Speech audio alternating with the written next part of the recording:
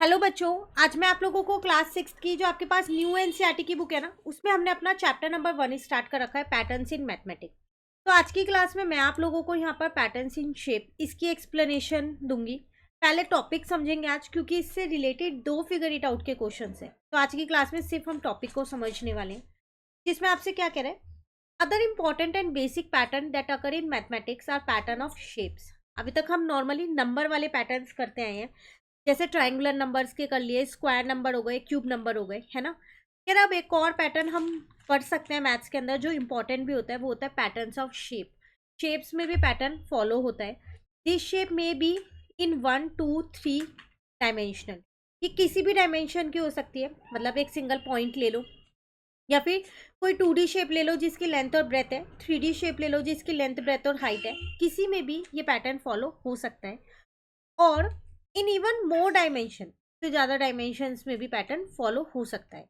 The branch of mathematic that is study pattern in shape is called geometry. जो branch mathematic की pattern in shape की study करती है, उस branch को हम क्या बोलते हैं? ज्योमेट्री बोलते हैं। 2 पार्ट्स में बटा होता है मैथमेटिक्स, अलजेब्रा एंड ज्योमेट्री। तो ज्योमेट्री वाले में हम पैटर्न इन शेप्स के बारे में पढ़ते हैं, और पैटर्न इन नंबर्स के बारे में हम अलजेब्रा में पढ़ते हैं। ठीक है, यार शेप सीक्वेंस क्या होती है? Shape sequence are one important type of shape pattern that mathematicians study. Table 3 show a few key shape sequence that are studied in mathematics. देखो यहाँ पर आपको दे रखी है ये एग्जाम्पल्स ऑफ शेप सीक्वेंस। जैसे अगर आप यहाँ देखो तो लिखा है रेगुलर पॉलीगन। सबसे पहली बात, ये होता क्या है इसको जानते हैं। रेगुलर का मतलब वो चीज़ होती है जिसकी सारी साइड इक्वल होती है।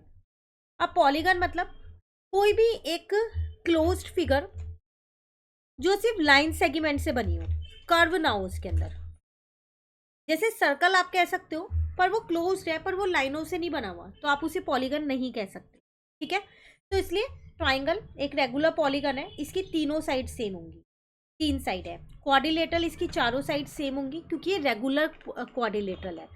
जब भी वर्ड आगे जुड़ जाए ना रेगुलर, तो समझना उसकी सारी साइड सेम होंगी।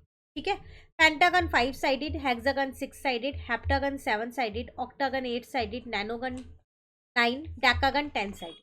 देख लो ना, एक पैटर्न फॉलो हो रहा है। 3 4 5 6 7 8 9 10 काउंटिंग नंबर्स या फिर नेचुरल नंबर्स कह सकते हो। ठीक है, सेम ऐसे ही यहाँ पर कंप्लीट ग्राफ में हो रहा है। 2 डॉट से आप एक लाइन बना रहे हो, फिर 3 डॉट से आप 3 लाइन बना रहे हो, 4 डॉट से आप 1 2 3 4 5 6 लाइन बना रहे हो। उसी तरीके से 5 डॉट से लाइन बन रही है, फिर 6 डॉट से लाइन बन रही है। तो यहाँ पर एक पैटर्न फॉलो हो रहा है। क्लियर? ट्राइंगुलर नंबर्स फॉलो हो रहे होंगे यहाँ पर। अभी जब हम इसके फिगर इट आउट के क्वेश्चंस करेंगे ना, तब जानेंगे। ठीक है, नेक्स्ट है टेक स्क्वायर्स। तो अगर आप यहाँ देखो, एक स्क्वायर है, यहाँ 4 है, फिर 9 है, फिर 16 है, फिर 25 है। तो आप देख लो ये स्क्वायर नंबर्स को फॉलो कर रहे हैं, मतलब स्क्वायर नंबर्स हैं ये सारे, जिनको हमने एक फिगर की शेप में रिप्रेजेंट कर दिया है। क्लियर? सेम यहाँ पर ये ट्राइंगल है, यहाँ पर एक ट्राइंगल है। ठीक है, सिर्फ अगर इंटरनली देखूँ, लिटिल ट्राइंगल्स देखूँ, तो 1 2 3 4 है, फिर अंदर देखोगे तो 9। अगेन ये भी आपके स्क्वायर नंबर्स को ही फॉलो कर रहा है, पर आपको सिर्फ लिटिल ट्राइंगल्स देखने हैं, इस चीज़ का ध्यान रखना। ठीक है, ऐसा एक क्वेश्चन आपको फिगर इट आउट में भी मिलने वाला है, उसमें भी इसको हम समझने वाले। मेन ये टॉपिक ये है, आपको सिर्फ वो ये बता रहे हैं कि शेप्स में भी सीक्वेंस हो सकती है, तो वही चीज़ वो आपको यहाँ पर एक्सप्लेन कर रहा है। क्लियर? उसके बाद है यहाँ पर कोच स्नोफ्लेक्स। देखो ये एक ट्राइंगल था, जो इसकी साइड्स है ना, ये इनको थोड़ा सा और थिनर कर दिया, पतला पतला करके और बनाया, फिर और थोड़ा सा छोटा किया, फिर और छोटा किया, फिर और छोटा कर दिया। अब ऐसे ही और छोटा कर सकते हैं हम नेक्स्ट वाली फिगर।